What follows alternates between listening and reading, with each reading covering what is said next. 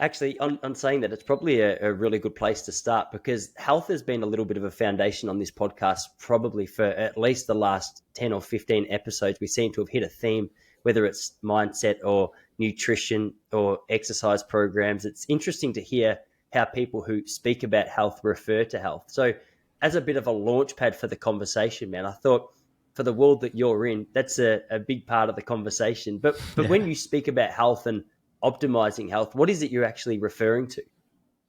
It's a great question. I think when it comes to optimal health, the definition that I tend to give is a combination of doing what we can in the modern day to live a biologically consistent lifestyle, meaning trying to replicate what we would otherwise get as human beings in nature, but in the modern day. And then taking it a step further, considering the unique context and goals of the individual to really cater that process to them. That's how I would describe optimal health from an umbrella perspective. Obviously, for different people, it means totally different things, and I'm a big believer in testing and using data as a means to provide a backbone for that process. So, what I always tell people is look, I want to work with you to reveal and unleash your greatest potential and really develop a sort of timeline or a guideline with calculated steps to get there. I like setting up a sort of guideline and a timeline for people so that they can take a calculated approach to get where they want to be. And a lot of people will approach me first and foremost for some of the more, you know, in a way, I would say relatively superficial goals. Like they want to improve their body composition. They want to, um, I don't know, lose weight, get stronger, get faster. A lot of people that approach me now, I think people are starting to see that my approach is a little more integrative. I work with a number of professionals on my team, have all kinds of doctors, all kinds of specialists. And I'm the guy that kind of holds your hand through that process while collaborating with the best in the world at XYZ. And it's a lot to do with like helping you discover the purpose of your health journey and helping you kind of see and feel that this is more spiritual than anything else. Like I really like to get to the root of why people are doing what they do. And the byproduct naturally is that they look the best they've ever looked, they feel the best they've ever felt, but they're also accomplishing everything that they've ever set out to accomplish. And beyond that, in different areas of their life, like their relationships are better, their performance at work, or they have completely shifted. Like I've helped people in their like that are middle aged in their 40s, 50s, do complete 180 shifts in their careers and in their lives because they've realized that they had a potential that they never really had the chance to reveal. And so a lot of this is an ability to kind of provide that scientific backbone that kind of opens people up to the idea that things can and should change, and then helping them just completely change their lives and bring them in a direction that is oriented towards, in a way, you can call it self-actualization. Like I think self-actualization has a lot to do and is very similar, closely parallels, if this isn't already redundant, optimal health. Mm. Yeah, that's a really good point. I love the approach that you take, and I love the way you speak about it because health is such a broad conversation, and you touched on it, that depending on who you speak to is going to dictate what they mean. For a lot of people, a lot of my friends, when they refer to health, they simply are referring to the fact they don't have a cold or they don't have a flu. And for them, that's enough just to be able to get through the day like that. But as you say, it's interesting. Even if you come into the conversation with some superficial goals, which there's nothing wrong with that, going to the gym, just trying to make the body look a bit better. Once you start to get a little bit of traction, once you start to get that ball rolling, you start to look a little bit deeper. I think I'm a classic example of this. I've always been interested in health and fitness, but I was interested from a distance running perspective. That's my background. So health was all about, all right, how do I get the most out of my body on the racetrack on race day? And you take a step back from that and you go, okay, well, it's not just about the running training. It's about the recovery. It's about the nutrition. It's about the clothes. It's about the mindset. And I think the answer that you just gave, it touches on all those things. Health, you realize really quickly, is quite a broad perspective. But the one thing I'm really interested in specifically in regards to you is you take a very scientific approach to the way that you measure health and the way that you guide people in their health, which I like because in the world of sort of mindset and health coaching, there's if you're not already aware, there's a lot of woo woo. Like there's a lot of wank, there's a lot of talk, there's a lot of people saying a lot of stuff without too much to really back it up. So looking through your stuff, what I appreciate is you go, okay, I'm not only going to tell you things, I'm going to support it with research and data to give you not only more confidence, but a little bit more clarity on what we're trying to achieve. So uh, uh, I was hoping that you might be able to unpack that a little bit. When you're referring to the science behind what it is that you do, what is it that the science does? What research are you looking at? I guess that's quite a broad question, but feel free to take that where you best think. Yeah, absolutely. That's a great question. And right before I get there, I want to say that absolutely there's nothing wrong with wanting these. And I think superficial is a maybe the wrong word to use here, but it's like I would say it's the bottom tier of what people are actually looking for, because I think that if you look at health as just the way you look and the number on the scale, you're getting so many things wrong. And I think the effort is honestly going to be even greater if you're looking at health that way, because you're going to completely dismiss the rest of your life as influencing your health. And ultimately, now you're going against the grain. So it's like, imagine if you are living a lifestyle that in almost every category rewards you with more energy, with better recovery, with better feelings and emotions. Like all of a sudden, anything that you do in the name of improving yourself is going to be so much easier. So that's the way that I see it. And so I think a lot of people, maybe they approach me for that reason, or maybe that's how they're initially introduced to health. That's naturally what they first see and what gets them interested in health. But I think a genuine transformation and a real health journey is about realizing that everything in your life is related to your health. And how I use science as a backbone to guide someone along that process, it's a number of different ways. So if you look, for example, on I have two websites. I have my personal website and I have the knowyourphysio.org website, which is my organization. If you look at that website and you go to the learn page, you're going to see articles in different topics like sleep, for example, or HRV, or testosterone, that are all backed by the best and latest science. And by latest, I don't mean like, all right, we're cherry picking what we think is the best and is agreeing with their bias. I mean, there's always going to be a certain level of bias, but it's not like the best and latest, meaning like what's the newest and most cutting edge. We're also looking at what's the most established and the most scientifically sound. So we really look at, getting systematic reviews, randomized control trials when we make any kind of these points. And a lot of the articles that are there are actually based off of some of the expert conversations that I have on my show when I bring all kinds of, thought leaders and experts in the field on, and I make their science more accessible, more actionable. But then we actually go in and we fact check some of these key points and we provide the supporting research. So if you go there, like that's one example of how you can start to think about your sleep, your nervous system function, your hormones from a more scientifically sound perspective. And for the folks that kind of want to digest what would otherwise be a 60 to 90-minute conversation, they can do so now in 5 to 10 minutes by reading the article. You can actually scroll all the way down to the bottom of the article, and you're going to see two things. You're going to see just the actionable steps. So if you go, okay, I think I trust this guy, I think I trust this organization, I just want to get the action items that I can implement immediately, just scroll down. You can literally see things you can start doing immediately. And then the second part is all the scientific references. We take those very seriously. I think we spend more time doing the science justice than we do making it accessible, even though we're striving always to find the perfect balance between the two. We want them to be there in harmony. So I have an incredible team. I have a registered nurse. Her name is Oriel Kamen. She's absolutely amazing. She's based out of Pennsylvania. She's visiting me this Friday. We're going to spend the whole day together. She's the best, super creative writer, incredible scientist. She's like the stickler on my team that tells me, no, Andres, I know that you like to talk about all the cool, fancy biohacks, the new stuff, but this is what the research says. Like she kind of puts things in perspective in that sense. I think it's important to have people on your team that have these unique perspectives. And then I have Stefan Venning, who's out of Germany. He's finishing up his master's in biochemistry. He's an exercise physiologist. He's another one of my writers and co-founders.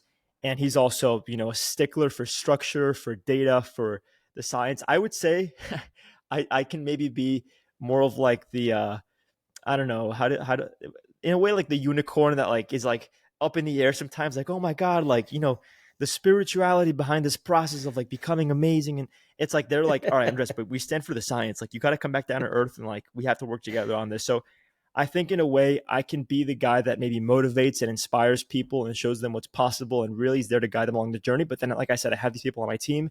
Then I have a whole medical board that I work with now who are, top doctors. So my business partner, he's twice my age. He's a Harvard MD, radiologist, one of the best in the world. And a long time ago, we started say a long time ago, but I'm a young guy. So like 5, 6 years ago, we started a program for weight loss based in science that helps people understand the language of their hunger hormones.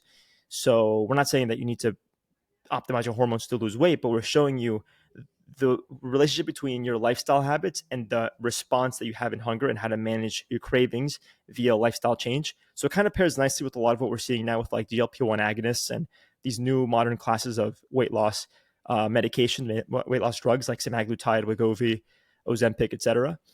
Um, and then when I'm working with someone on one-on-one, I do have them, test regularly. So they get blood tests, they get genetic testing, they get food sensitivity and gut testing. And my team interprets that and relays the information to me. They also meet regularly with my clients. But I'm also looking at biometric, like wearable data. So I have, clinical grade wearable devices. I'm looking at people's trends on a daily basis. So I use everything from like a Whoop to an Aura. I've used, BioStrap in the past, Cardio Mood, um, Polar devices, Garmin, but really primarily what I'm working with right now is Aura and Whoop. Those are really scientifically sound. They have a great user interface. Some of the other devices that I'll use are more like they're more on like the you have to be more like a physiologist to like really understand and relay the information. I really want to have the perfect blend between getting a lot of information on the back end, but also having a user-facing app that the client actually likes to use and enjoys logging their stuff with. So yeah, it's a perfect, well, not always perfect, but it's a blend between the daily biometric scores and the weekly trends with regular testing, and then always working with my team to stay up to date to make sure that everything that we stand for and everything that we approach is like scientifically sound. And also combining that with the expert guests that I have on the show who have their own teams and their own passion for understanding what's the best, what's the latest, and what do people need to know about their physiology. So yeah, if that's a Yeah. long-winded answer to your question, No, but I it's a think that's great kind of answer, man. It's a a great scope answer. of what we do and how we do it. No, it was an awesome answer. One thing I like that you said, and actually it reminds me a lot of myself, and your nurse plays the role of my wife in my life. I'm the kind of guy, I think I'm like you. I'm that big picture person. I come out and I go, babe, we're taking the family around the world. She goes, Ty, sit down. We've got to find out the flight prices. Like, what's the Oh my best route? gosh. I go, don't worry about it. Let's just get there. She goes, hey, well, we've got no place to stay. So she's that person, and we work together as a team well, based on the fact that, mate, I'll throw the vision, but she does the practical steps. If you get me to do the practical steps, the whole thing falls apart. It's Yeah. a little power team. But I had a guest on here a couple of weeks ago, and I've heard more and more frequently about the Aura Ring, and it's something that I'm really interested in because I've had a lot of experience. I still run with a Garmin. I'm not looking so much at heart rate as much as I'm looking at distance and pace. I just like it, and I like to post it on Strava to get a little bit of love for the Oh my runs gosh. that I'm. Strava's fun. Yeah, for the runs that I'm doing. But in terms of what you like about the Aura Ring, and you mentioned that you get really up and about the biohacks, and I'm really interested in that. And maybe it's no surprise to you that we can. I'm keen to delve into that with you next. But Yeah. before we do, tell us a little bit about the Aura Ring. Like, what is the data that you're looking at there, and why is it that that's been really helpful for clients of yours who are trying to optimize their health? Yeah, great question. I would say that right now, my two favorite devices, I mean, I have to say three because it just really depends on the use case. My top three devices in no specific order are Whoop, Aura, and Cardio Mood. And those vary in terms of the complexity of the app and the complexity of the data, but they're all really good devices. So when I work with someone that is like obsessed with data, like they don't care about the user experience. I mean, because it's a relatively new company, so I don't want to completely shit on their user experience, the UI. But Cardio Mood is definitely more data heavy. And if you're just like the average person, you're not even gonna go on the app because you're like, I don't even know what any of this means. You'll see the basics, but like to really get the value out of that, you want to have someone that knows what they're doing to kind of guide you through. Whoop is, I would say, somewhere in the middle. Has a lot of data. There's so many different things that you can do in the app. Honestly, sometimes I think it's overwhelming. So if you get like your average like health nut, like that's a really good kind of compromise between data complexity and like UI. And then if you want something that really offers everything and is super like clinical grade, it's an incredible device. And honestly, probably the funnest platform to be on, I would say Aura. And the metrics that I'm looking at, it's like if I'm working with an athlete like yourself, I would rather have them wearing a Garmin and a chest monitor to see what their heart rate looks like during activity. Because if you have something on your wrist or on your finger, you're not going to get very high fidelity data. It's very difficult to get those metrics just with your finger or your wrist. Things move around, they slide. Like, it's not the best. Heart rate monitors are best in that case. But primarily what I'm looking at, there's a couple of metrics. So I'm looking at all kinds of sleep metrics that I'll get into.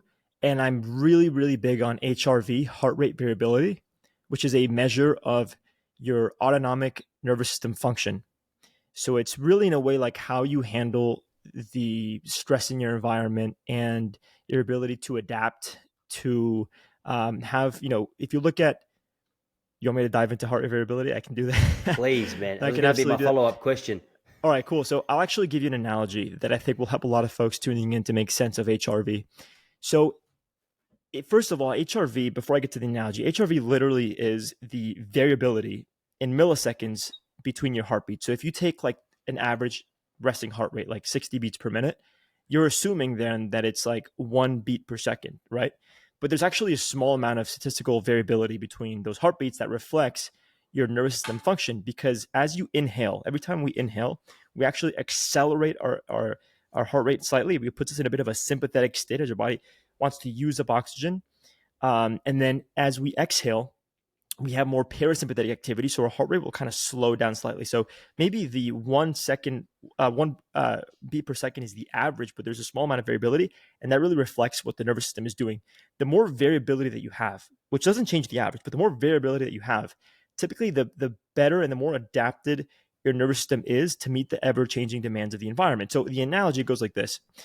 Imagine if you have a yogi, okay, in a lotus pose. So, legs crossed, hands at the heart center, eyes closed, deep meditative state.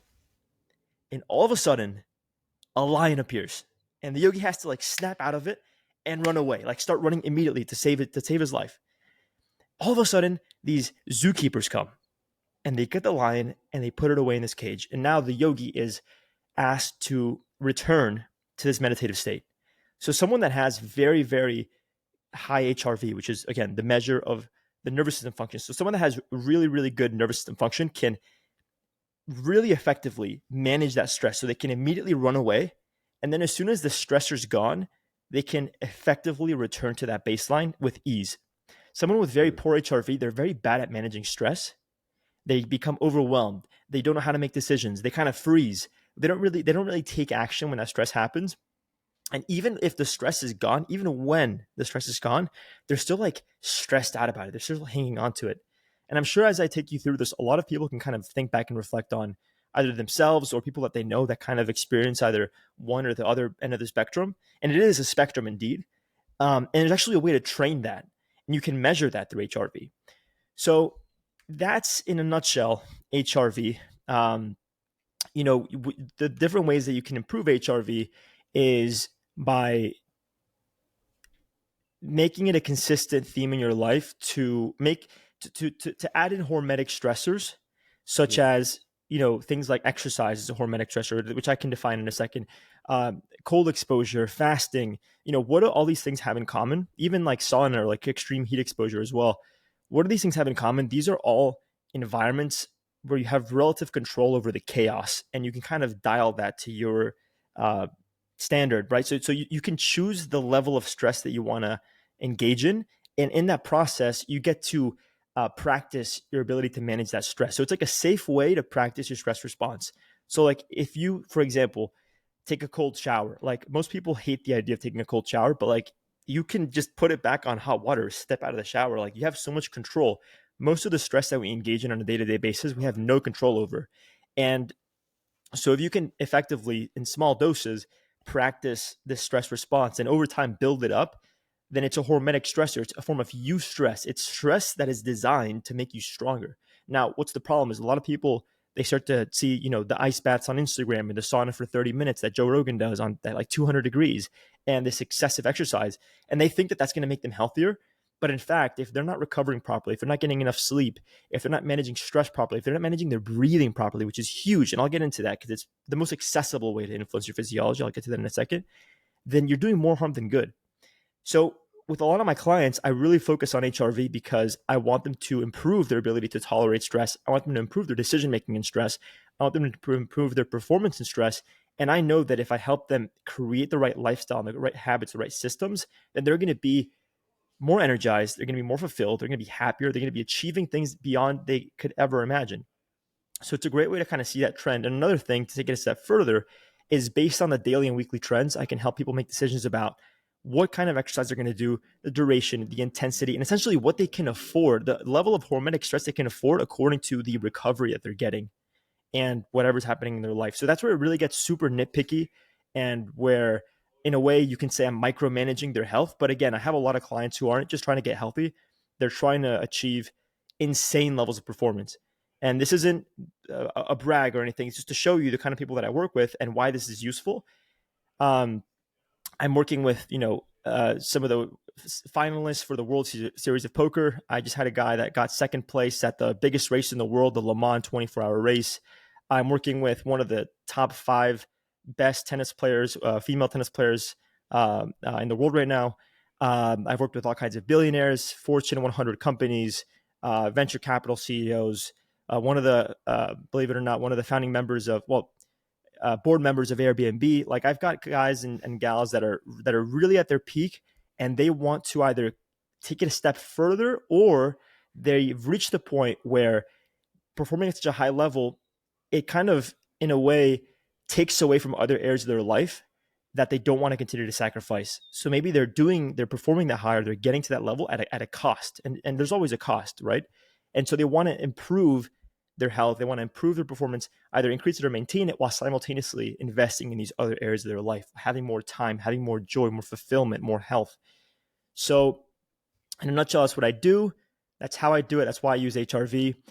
Sleep, I mean, we can go crazy with sleep, right? Like I look at sleep efficiency primarily. So of the hours that you get, are they really working for you? What's the quality of those hours? Which is huge. It's not as simple as saying, all right, you need to get 7 to 9 hours of sleep. It's like, all right, with the hours that you can afford tonight, what's the best, how can you get the most out of every single hour that you put in? And there's a number, you wouldn't believe the amount of strategies. Breath work tends to be like one of the best and most accessible ways. It's literally the most accessible way to influence your physiology. Like right now, for example, I have to be mindful of all the talking that I'm doing because I'm constantly mouth breathing since I'm speaking. And that's putting me in a more sympathetic state, in a more activated state. So I'm using more oxygen.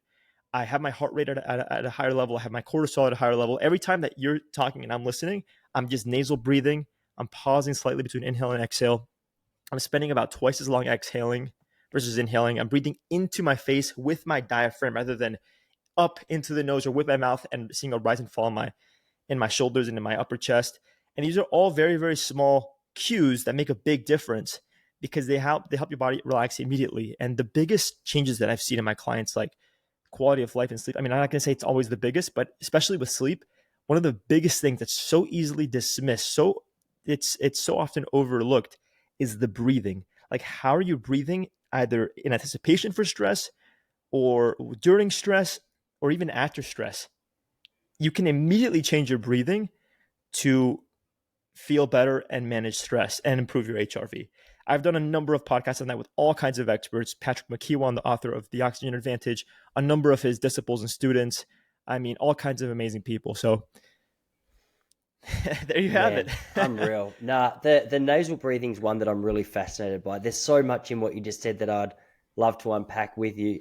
I think we're going to have to do a number of podcasts to get through all of it. But I mean, I feel every one of these things that you mentioned is a podcast in itself. But I'm really familiar with Patrick McKeown. I had him on my running podcast that I told you about. Oh, no way. That guy's a legend. James, that guy's a living legend. He's a living legend. James Nestor as well. I haven't had James on Breath. Yet. Yeah. Unreal guy. And both of them, I was listening to for health, but I was also fascinated because I coach a number of middle distance runners. And I was just curious about the way that nasal breathing could be of benefit to these particular athletes. And that was my introduction. I think my introduction to breath work in general, like a lot of people, was just being exposed to the great man Wim Hof and hearing what he said about the power of breath. And just due to how engaging he was and how funny he was that he shared the message, I went down that rabbit hole. But I had a number of sinus surgeries growing up. I had 2 sinus surgeries. I was getting ready for a third. The long story short is it turned out I had an allergy to dairy, or I was just having way too much dairy. I cut Oh that out of yeah. my life and never had to have that third sinus surgery. And now, Wow. as taught by Patrick McCowan and James Nestor, I'll often sleep with my mouth taped up, trying to train those nasal passages, and trying Yep. to. I do it more for. I don't know if you would say the health benefits. Why did I start doing it? I think I was curious just to see how beneficial it was to the actual nasal structure. If I tape my mouth Yeah. shut, Patrick McCowan explains that pretty much your sinus tissue, it's like your ab muscle. With training, it can become a little bit more strength and not so floppy. You're not going to snore. You're Yeah. going to breathe more clearly. I've got quite a narrow nose, so I started to do that quite a lot. But I also noticed outside of all of that, to touch on and to go back to what you said, whenever I'm stressed and I'm actually aware of my breath and what I'm doing with it, there's always a much more thing going on. So it seems as though breath work it's become a really popular topic, and rightly so, because people have realized how much control they have over their mental state, their physical state, when they actually become conscious of it. So with that, and to dig into this one a little bit more, uh, what are some practical breathwork strategies or breathing strategies that people who aren't necessarily training to be world class athlete, they just might be under the pump at home or at work or feeling the stress in traffic? What are some helpful ones that you recommend that people can tap into? Yeah, that's a great question. And what I'll say as far as the benefits of like mouth taping, you do a couple of things. Like you definitely dilate the sinuses because you have more of the nitric oxide. It's a vasodilator, but it really helps dilate the sinuses, and that's antibacterial, antimicrobial, antifungal, antiviral. Like that stuff is really good at filtering the air. So automatically, if you have more filtered, cleaner air, you're putting yourself in a more parasympathetic, a more relaxed, stress-free state. You're also over time, like it's difficult to nasal breathe if you're not used to it, especially like when you're sleeping or trying to go to sleep or when you're exercising, because it's a slower way to breathe. And a lot of people don't have that high tolerance to CO2, which is acidic. So like, we use oxygen and we convert it to CO2 and we see this buildup in CO2, we get the urge to breathe. That's really what drives the urge to breathe. It's not so much being low in oxygen. It's more so accumulating CO2. And so nasal breathing, it takes more time to offload that CO2. So when you first start doing these strategies, it's going to feel uncomfortable. You're going to have this air hunger, as Patrick McKeown describes. Um, but that's something that you'll overcome within a few days or weeks. And automatically, you're going to have everything from like a higher lactate threshold so you can go harder for longer, to even an increased VO2 max. Will increase your HRV. You have all these amazing performance benefits. And yeah, like I work with a lot of these elite performers. Some of them are mental, some of them are physical, some of them are both. But I'm really passionate about making this accessible to everyone. Like I have the pleasure of working with these people. Whenever I work with them, all the time, I'm always thinking and wishing that more people had access to this information, because that's exactly how I felt along my fitness journey. I got into this because, and I don't want to go too far down this rabbit hole, but I got into this because I needed to improve my health. And I went to study physiology, psychology, and nutrition, and I'm doing a master's in neuroscience. And I would go into every single class and I would learn things about my body that I was almost offended that I had to be in class for. Like I learned things about my body that I think everyone should know. And through the podcast and all the content that I make, I hope to make it more accessible, because it's what I wish I had even earlier on in my journey. So I'm always thinking about that with these clients. And yeah, what I can recommend right now for the folks tuning in: notice how you're breathing. Like no matter what you're doing right now, notice how you're breathing. Bring that awareness to your body. Are you using your nose or are you using your mouth? Like you said, you had to have multiple surgeries. And by the way, I noticed that dairy also leads to a lot of this like mucus buildup in my sinuses. I didn't really realize that until I got really into spear fishing and free diving, because you have to have super clear sinuses to equalize. And the days that I had dairy, I couldn't even hold my breath for like a minute. And my breath hold with training has gone up to 5 minutes. So it's like it made a massive impact. Um, so I still have dairy, but I typically have dairy that's lower in lactose. So like Parmesan cheese, for example, or Greek yogurt. If I have whey protein, it's always whey isolate. So all of these are like virtually lactose free, or very, very low lactose, because like in the Greek yogurt, it's fermented. So anyway, like that's helped a lot. Surrounding dives, I don't eat any dairy at all. And anyway, going back to what people can do, notice how you're breathing. Nasal breathing is your best friend. Try to nasal breathe as much as you can. Start by nasal breathing right now. Then you can start to do maybe nasal breathing as you walk up steps, maybe with a light jog or just for a few seconds. You can try nasal breathing if you are totally unaccustomed. You can just do it maybe between telephone poles if you're walking around, or every intersection you nasal breathe and then you kind of, catch your breath, etc. But over time, you want to do nasal breathing, let's say during your training. So like now, and again, I don't recommend that anyone tuning in does this immediately because it can actually be, in a way, sort of toxic if you have too much of this buildup and you can't effectively clear the CO2. But like I do all my training now, I would say 90 to 95% nasal breathing. I only mouth breathe in like if I do like a full out sprint and I'm like totally winded. But even now, most of my sprints are 100% nasal breathing. I've even gone as far as to do sprints while holding my breath. So like there's a whole range and a whole spectrum. I recommend that people start very, very, very, very, very small and slowly build that up. Anyway, breathe through your nose as much as you can.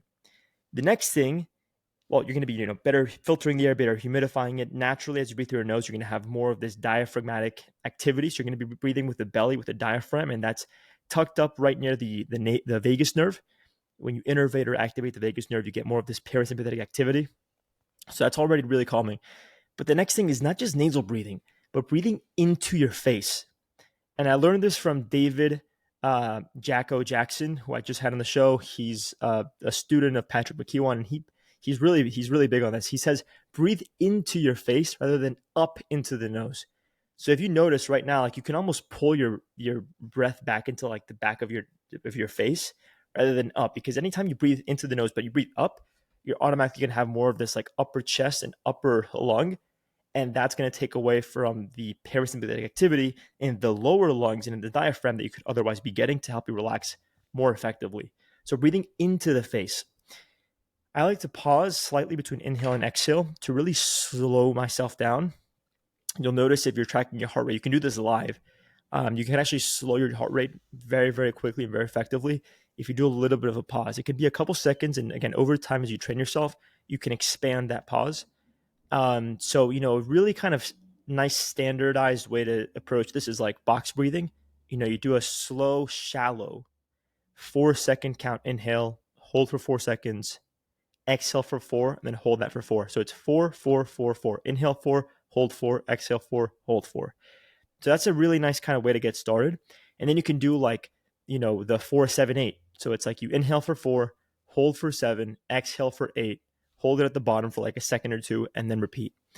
And this is a super effective. It's actually so effective that Navy SEALs use it, paramedics use it, doctors and nurses. I actually believe you have to fact check me here, but I think it was actually developed by like Navy SEALs or something similar.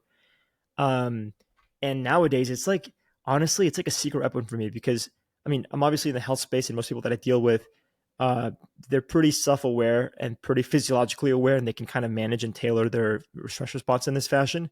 But with like the average person, when they're in a moment of stress or chaos, or like when I'm in an emergency situation that I've been multiple times, I'm able to just snap out. Like I'm able to kind of snap, like get that perspective, modify my physiology, and make effective decisions in that moment because I'm aware of how my body's responding and I can modify that response. Like I think the biggest takeaway here is like you have agency over your body. You have so much control, so much power about what your body's capable of. And it takes that kind of awareness and it takes building that awareness. And the breath is the most accessible way to build that awareness with your body so you can make the most effective decisions and you can perform optimally no matter the situation. So, so again, coming back, nasal breathing, pausing, inhale and exhale, spending twice as long exhaling, something that I've mentioned now a couple of times. Again, that's just more parasympathetic activity. If you're getting, with every breath, more parasympathetic activity, you're naturally going to be calmer. So I spend about twice as long exhaling to get more of that activity. And so I think this is a pretty nice little strategy here. I recommend doing this before you go into a big business meeting or a stressful conversation with your spouse or a friend or business partner. Before bed, like as soon as you've put your phone down, doing some of this with the eyes closed, putting your hand on your belly or your diaphragm to kind of feel that expansion and contraction of your diaphragm. And just making this practicing this and making it consistent so that it becomes something that you do without even noticing. So like if you look at psychology and you look at like the stages of procedural knowledge, I believe is what it's called.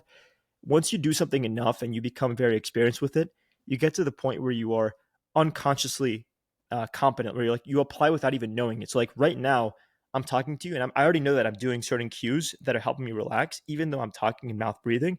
I'm still modifying what I can, and it's almost like second nature now. So if you do this over time, imagine the compounding effect of that over the years. Like it has a massive impact on your blood pressure, on your state of mind, your decision making, everything. Yeah, it's like, I guess it's like any habit. At the time, you start to learn how to play guitar and you try to be aware of where your fingers are going. It seems overwhelming. You don't know what chords what. It seems like it's never going to click. And then you watch someone who's been practicing for years and things are just flowing. They're jamming. They're doing random riffs.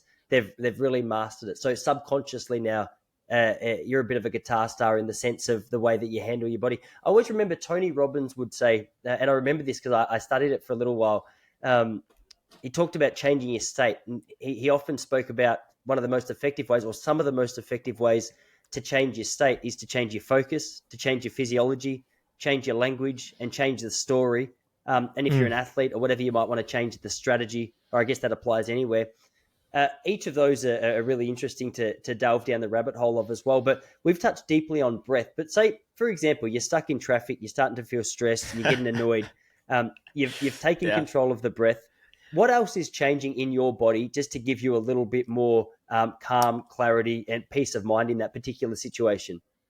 Well, beyond the fact that you're literally engaging more of this vagus nerve and parasympathetic activity, calming your heart rate, and uh, offloading more CO2 or creating a cardio inhibitory response, slowing your heart rate by accumulating some CO2 and effectively letting it out. You're also, since you're nasal breathing, you're also upregulating nitric oxide, that vasodilator. And that's not just true to the sinuses that we described, but also for the rest of your body. You're producing more of this molecule that is the most potent vasodilator in your body. So it quite literally dilates the blood vessels and the arteries. So it's like you have more blood flow, you lower your blood pressure. So now you're going to be less impulsive, less reactive. You're going to be more relaxed. And that alone is enough to change the course of your day. Like, think about how many times you've had, let's say, I don't know, a difficult time in traffic, or maybe you have some road rage. Like that carries into the rest of your day. You know what I mean? Like you'll get home and you're like exhausted. You feel like your nervous system is fried. You just want to take a break. And now what's more likely? It's more likely that you're going to maybe make poor decisions about what you're going to eat, or what you say to your spouse or your kids or your friends. Maybe you're like, you feel like more burnt out, so like, again, breathing is something that we do thousands of times throughout the day. If we have a little more, if we realize that we have a little more agency and we actually get familiar and modify our breathing, then everything is the foundation for life. It's like everything is automatically a little better and a little easier in a way. So yeah, like notice this when next time you have road rage or you're just sitting in traffic. Now, of course, if you're someone that's prone to falling asleep, uh, you have to find the right balance, because it will relax you and you don't want to completely fall asleep. But yeah, just being mindful of it is enough to it goes a really long way. Yeah, it's interesting that you mentioned the fact that your stress levels that you might take from one situation into another situation during your day causes you to make poorer decisions in that. And I think I mentioned this last podcast. So I had a friend who he'd been going through a whole heap of stress. His kids aren't sleeping. He's up pretty much at the moment from 1 a.m. till 5 a.m. almost every night, he said. Yeah. And he said last week he reckoned he had one of the worst weeks of diet that he's ever had in his life. And he goes, I Yeah, had no conscious no doubt. control over it. He's like, I just can't be bothered.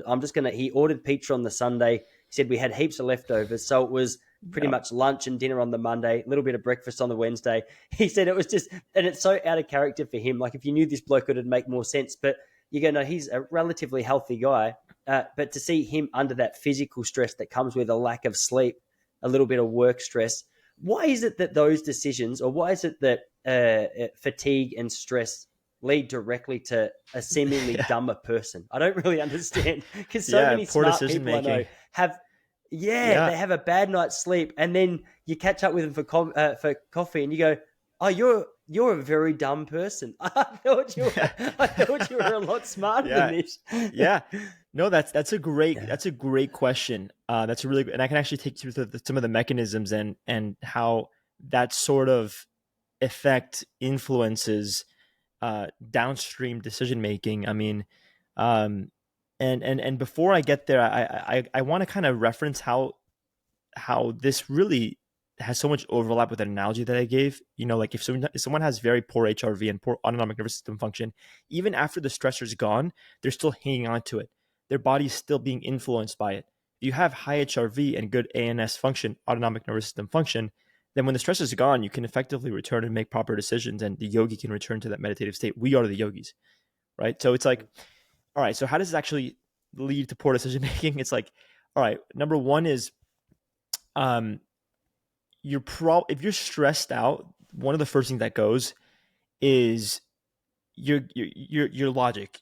You're gonna start to exhaust this kind of logical decision making. You're gonna be making more emotional decisions. And when you're stressed out and you're in a more emotionally vulnerable place, which is great, and I think a lot of men tuning in need to be more emotionally vulnerable, by the way. But it's more likely that like you're gonna look for very calorie dense foods because in nature, one of the biggest stresses that we have is surviving, and our stress response is linked to like food. Like one of the biggest stresses that we had for much of our evolution was finding food. And so oftentimes when we get stressed, it almost takes us back to that kind of like prehistoric like ancient way of living where it's like, oh my god, like I need something that's going to give me energy right now, or it's a combination of that, but also like feeling so depleted and so anxious that you just want to get something that immediately satisfies your craving. Like you don't want to go through the stress of like cooking something or like choosing a healthy meal. You just want to get what your body needs immediately, or the stress response has either has led you through a cortisol spike and then a drop in cortisol. Now you're hypoglycemic, so now you're gonna want something like super processed, something super sweet, something that's really devoid of nutrients, and that leads you through a whole glucose roller coaster throughout the day, right? So it's like with a lot of people that I work with, I actually monitor their blood glucose as well through either like a Freestyle Libre or a Super Sapiens, and some of them are shocked by all these peaks that have nothing to do with the times with like what they ate. It's like the stress. So I work with a lot of these CEOs, right, and they have like crazy schedules, crazy decisions, a lot of risk that they take. And you on the surface level, they look fine, but you see their blood glucose and it's like all over the place. And then they wonder, why do I have all these health problems? And it's like, okay, well, number one is if your blood glucose is going all over the place, because as we become stressed, our body kind of shuttles out all this glucose. It goes into our bloodstream and gives us a glucose spike. And like all of a sudden you can feel euphoric, you can feel more energized. It's your body preparing you to deal with that stress. But then all of a sudden you use that up very quickly and you're dealing with the stress, and now you're depleted. So now you're hypoglycemic. You're relatively below baseline, and being hypoglycemic, even if you just ate something, makes you feel hungry again. So now you're like ravenous, you know, and so that can lead to another very processed food decision. It can lead to burnout. It can lead to just like feelings of overwhelm. And when your body is overwhelmed, when you're feeling burnt out, you want things to be easy. So you choose the easy foods, the convenient foods, the cheap foods that are always there, that are always sitting on the shelf, ready to grab. And now you've created a vicious cycle, because then that's going to create further stress in your body over time chronically.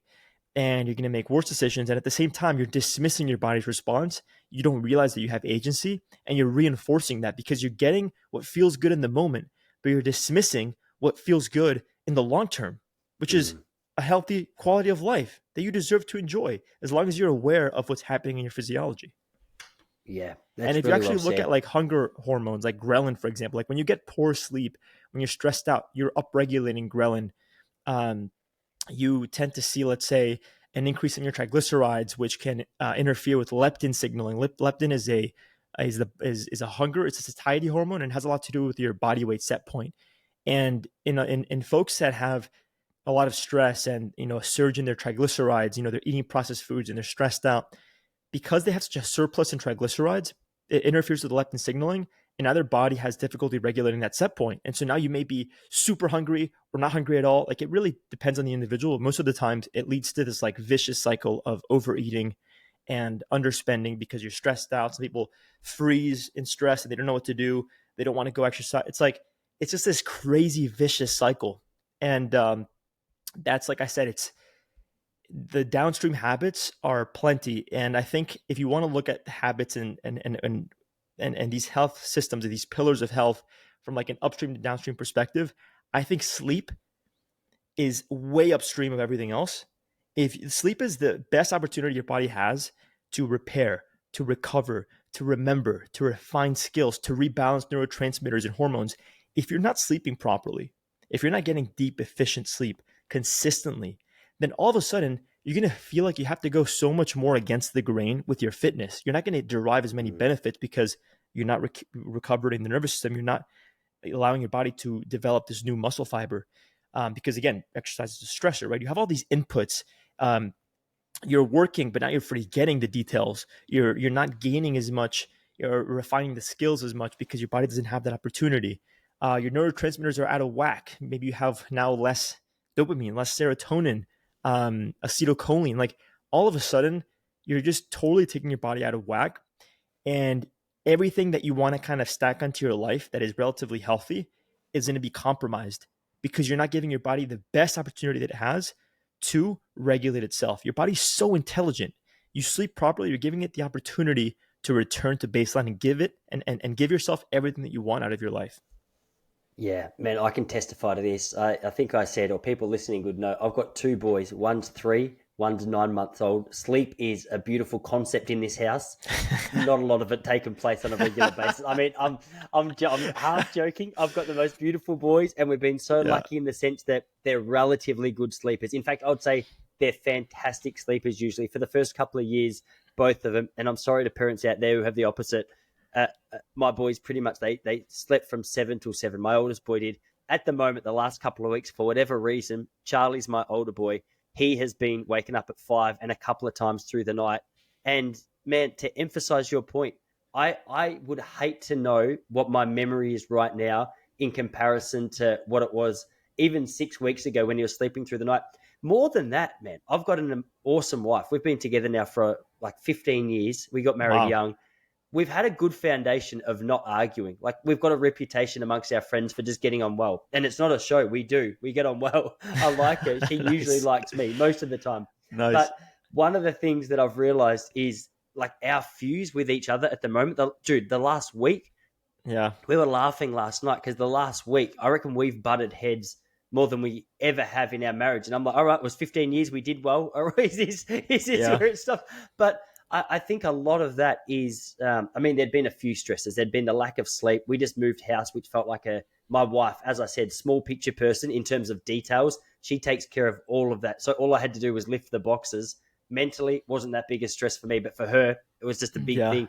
So I feel as though we've been butting heads. And it's interesting. I've done a little bit of Googling just to settle my nerves around this subject because I assumed that part of my, I get a short fuse. I get impatient.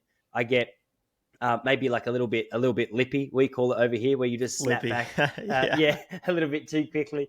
And I put a lot of that down to a lack of sleep. But even more than that, I think one of the things that I'd been wrestling with a bit is with kids and man, parents, or you might have, I don't know if you've got kids of your own or nephews or whatever. But I'd love to someday, not yet, man. Some lucky ladies out there just waiting. Yeah, get them. One of the things that I've noticed is there's such a shortage of free time. And I used to hear parents talk about this and they go, hey, parenting's the best thing and it's the hardest thing ever. And I was like, dude, you don't sound very grateful to have kids. And now I'm like, oh no, I get it. Like it's exactly how you describe it. And so a build-up of lack of sleep and none of your own time, I've found those to be a little bit of a stressor in my own life. And my go-to isn't so much junk food. I notice if I start watching documentaries and I've noticed that this week I've watched 7, I go, okay, something's up. What are you ignoring? What are you trying to get away from? Because I usually like to invest my energy into something that I feel as though is productive, whether it's like a self-help book or just a field that I'm interested in. But if I'm just switching off, sitting on the couch and going, all right, what's on Netflix? I go, all right, there's something going on here. So do you have anything like that in your life, or are there any common go-tos? I know we touched on diet being a poor choice. Mine is technology in a big way. My screen time on my phone also goes up. Is there anything else like that that you notice is directly correlated to whether it's stress, poor sleep, all of the above? Yeah, thank you for the context and for the question. I think this will really kind of help people appreciate what I'm sharing in a way that kind of fits their unique context, right? Because a lot of what I've shared is accessible, and it's even more so if I make the point that it doesn't have to be perfect. You have to do the most with what you've got. And if you can Hmm. modify your breathing, I mean, we're doing it throughout the entire day. Then when you have to be the best father that you can be, which you're doing that, it's something that is relatively accessible. Like if I told you, all right, man, you're having a tough time, like go to the ice plunge or like start meditating every morning for 30 minutes. It's like these things are like, oh my gosh, like it's so much time, it's so much more effort. The breathing alone is a lot. And then as far as like the sleep goes, and I'll get into like I'll actually answer your question in a second. But um when you look at this, like, being a dad and having your sleep kind of interrupted, you want to make sure that your environment is optimized for sleep, meaning you want to make sure that your room is as dark as possible and as cool as possible. So, either blackout curtains, or I travel a lot now, so I always, always, always have a really high quality sleep mask. I use a Manta to completely black everything out so that you really produce as much melatonin as possible. Also, keeping your room cool. So, anywhere between 16 to 19 degrees Celsius, like tops, like 16, 17. So I think in Fahrenheit that's like 62 to like 68. You want to make sure the I'm room is cool. Like impressed you you knew want to, Celsius, brother. I yeah. appreciate the Celsius. Oh my God. If there's anything that I want you to be impressed by on this show, it's that, because that takes some thinking. Everything else is Sorry to just second interrupt, man. nature. No, no, no, but Dude. that's a great one. I appreciate it. I could, if we go back to freediving, I'll describe my depth in meters too, if you'd like. That's great, man. So anyway, so yeah, so you want to make sure the room is cool enough where you actually feel kind of cold, and so you have several layers that you can kind of either add in or remove just to kind of like regulate the temperature. But you want to feel kind of cold. You want to be able to like snuggle into that blanket, because there's all these different drivers for sleep, right? Like if you do high intensity exercise, if you really stretch that rubber band of sleep, the biggest stretcher and therefore drive to sleep is something like high intensity exercise. Like that will really put you to sleep, unless you're like exercising super late in the day and now you have like this Hmm. sympathetic or stress response kind of carrying into the night. Like it's going to be a very, very good way to sleep.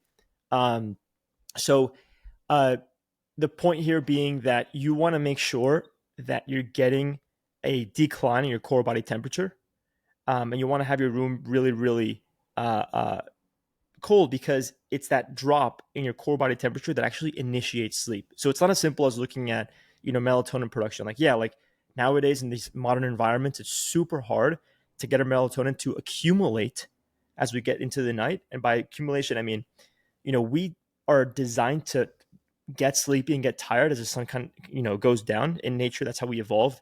Nowadays, as the sun goes down, and as the sun goes down, it has to cross through more atmosphere, and that filters out the blue light, which is a stimulating light that diminishes melatonin, blocks out melatonin production, and stimulates cortisol to rise. So as the sun starts coming down, and it penetrates relatively more and more atmosphere, you filter out more of that blue light, and you see more of this red light. Same thing happens in the morning.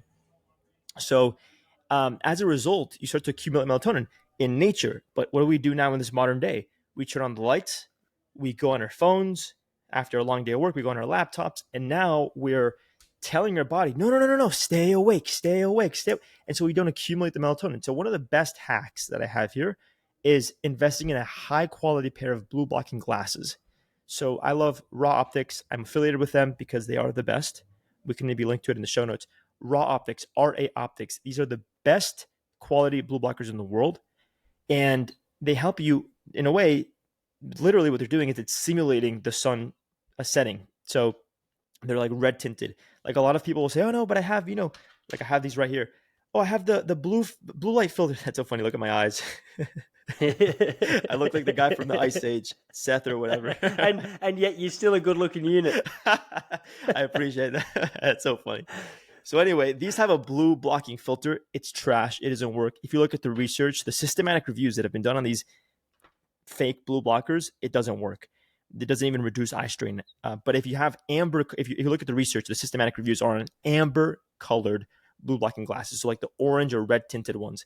those simulate the sunset, and they're going to give you high quality sleep.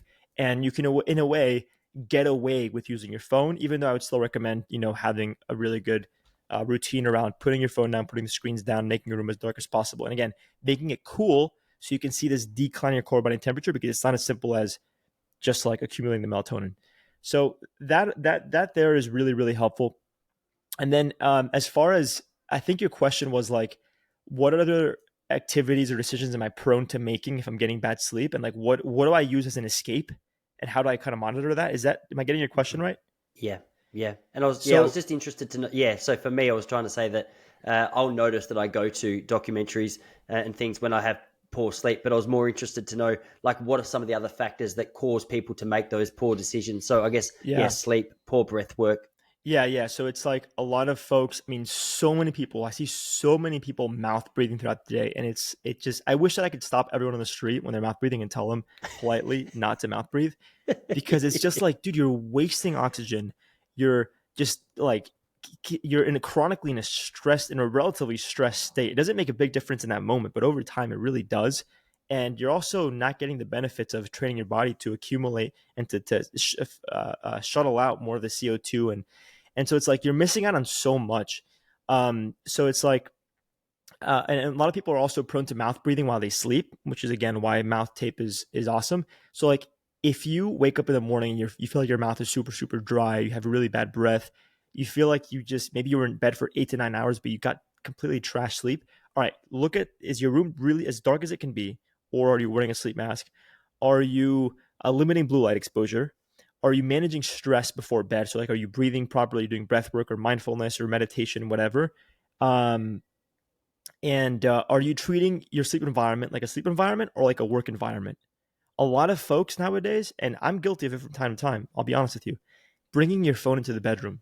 It's like the worst decision you can make for a number of reasons. It's the worst decision because all of a sudden, that environment, your body learns quickly. Your body learns that now it's not the most relaxing and restoring environment that it can be. Now if you bring your work into the bedroom, now your bedroom isn't the bedroom anymore. Now the bedroom is the workstation in a way, Mm. and your mind is in a state. Now you're going to walk to the bedroom, your mind isn't going to want to relax you because it anticipates this, and it keeps you up, it keeps you working, it keeps the brain moving. So I work with a ton of CEOs and guys that they are constantly thinking about what they have to do for work, and I make the point through the data, through the research, through their data and their research, that in fact it's counterproductive. They think they're getting more done, but because they take away from the sleep response, they are making an unsatisfactory contribution to the real productivity generator, which is good sleep. So it's like they kind of like free, like, no, but like I have to send these emails, and I'm like, dude, get higher quality sleep. You're going to be a more effective leader, decision maker, communicator. You're going to have so many of these pros and not as many of these cons, and you're going to get more done because you're giving your body the restorative effect that it needs, that it's craving. So anyway, yeah, like in my case, sometimes look, I definitely will watch Netflix or a documentary, but when I'm winding down, if I want to kind of get that fix to kind of put aside the day and really just kind of have that me time, I try to find an even compromise where it's like I'll read a book and I'll read fiction. So instead of reading like a self-help book, like you, I love reading self-help books. I can't get enough of like the self-improvement. I love it. Um, but like that keeps you thinking because you have to, you read the book and then you consider, all right, how does this fit into my life? How can I, schedule it into my calendar the next day? How can I share this with my friends? It's like, no, read fiction, read the fake stuff, and it's like the best sleep aid because it takes your mind off of everything else. And or if you're watching a show, like watch something that isn't like super violent or super stimulating. Watch something that's a little more relaxing, and always wear blue blocking glasses, like a really high quality pair. So like I'll watch Netflix. I'm watching Dexter right now, which is a little more intense with my girlfriend, and we both have our blue blockers. It's like no matter what, we put those on. If I'm going out with friends late at night, I have another pair of blue blockers. They're called the daylight lenses on the Raw Optics website. They're like yellow. They're not totally red. So they actually look really, really cool. No one really knows that you're like trying to accumulate melatonin, to put it that way. You can kind of get Yeah. away with like a nice, cool look while still like helping your body kind of wind down and relax. So then in a way that, again, that's how I kind of find, going back to like the first question you asked me, how I would define optimal health. It's like, how do you elicit these evolutionarily preserved mechanisms that we've evolved with in the modern day? Well, you can use these modern technologies and what we call biohacks to sort of simulate what we'd otherwise be getting in nature. And blue blocking glasses, your environment, making sure that it's a really calming environment. The bedroom is for two things, man. You know what those two things are? I've got 2 kids, brother. Well, you got 2 kids, so they're 3 things. 3 things. You've already done the 2 things. Okay, you've got 3 things you got to do. But I think most people can imagine what I'm talking about. The bedroom is not for work. It's not for productivity. Literally, just, you can still use your phone at night. Just do it anywhere but the bedroom. Anywhere but the bedroom. When you walk into the bedroom, your body should know, all right, it's time to sleep. And by the way, another really cool benefit that I found in the blue blocking glasses is not just that they literally help you accumulate more melatonin and provide more restorative sleep, but it's also, they become the conditioned stimulus. So if you look at like the famous Pavlov experiment with the dogs, right, where it's like they would ring a bell, they would feed the dogs. So over time, what would happen was, just by ringing the bell became the conditioned stimulus, and just ringing the bell over time, the dogs started salivating because they knew they were going to get their food. So it's like I put on the blue blocking glasses, and my body knows that I'm getting ready to go to bed. So it automatically starts to orchestrate the mechanisms necessary to get deep restorative sleep. So that's something that happens over time. Yeah. So that's in a way how I kind of find that even compromise, and how I can still kind of unwind without creating additional stimulus that goes against what I'm really looking for, and still getting that kind of joy towards the later evening. Dude, I could talk to you all day. But I know it's evening there now. You've got things to do. You don't have your blue blockers on. I reckon it's almost time to do, man. This is my favorite thing to do. It comes across, and it comes across in a really good way. I love speaking to anyone with passion, and to back it up with clarity and data and research is even better, man. That hour just flew by for me. I really appreciate you coming on. That's seriously, dude. Well, I'd love to have you back on here for another time. That was a really fun conversation for me. I hope you enjoyed it. Thanks again for coming on, man. I'll let you go and enjoy your evening. Thank you so much for the opportunity, man. And I'll tell you what, I think the way that the energy that you bring to the show, I know it comes from a place of passion. And I think that having this in common with you has really given me not to say that other folks that I have or that interview me don't have this passion, but just the way that you are connecting with me here, even online, it's really allowed me to tap into this flow state. And I can't thank you enough for that. I think this is one of the best interviews that I've ever had. And you have been the most amazing host. So I can't wait to see who else you bring on the show and the incoming conversations that we'll have moving forward. And I hope to have you on my show someday as well. Oh, man. No, that's awesome. It means a lot, brother. Thanks again. I'll leave you to it. We'll do it again. I'll see you later, everybody. Awesome. All right. Take care, you guys. And you can find me on, my website, andrespreschel.com, AndresPreschel.com. That's also my Instagram handle. And for Know Your Physio, it's KNOWYOURPHYSIO.org. That's where you can find me. Yeah. Podcast is Know Your Physio, or just look up my name and you'll have access to me. Awesome. Yeah, I'll make sure I link those in the show notes for anyone interested. Awesome. Thanks again, brother. Thanks so much, man. See you, man. Dude.